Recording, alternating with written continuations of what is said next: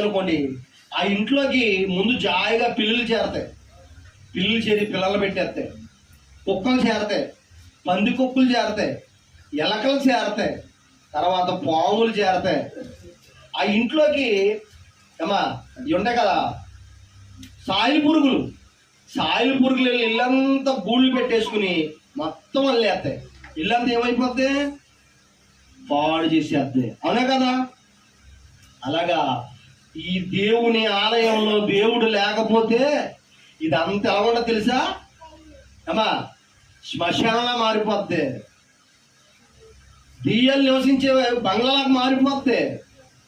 ఇల్లు ఖాళీగా ఉంటే పాడడుకుని ఇల్లులాగా కుక్కలు పందులు ఎలాగైతే చేరిపోతాయో ఏమా, పంది కుక్కలు గట్ట ఎలా చేరిపోయి పిల్లలు పెట్టి పాడు చేసేది ఇల్లంతా, అలాగా ఈ దేవునికి ఆలయంగా చెయ్యకపోతే, ఈ హృదయంలో దేవుడు లేకపోతే పిల్లరా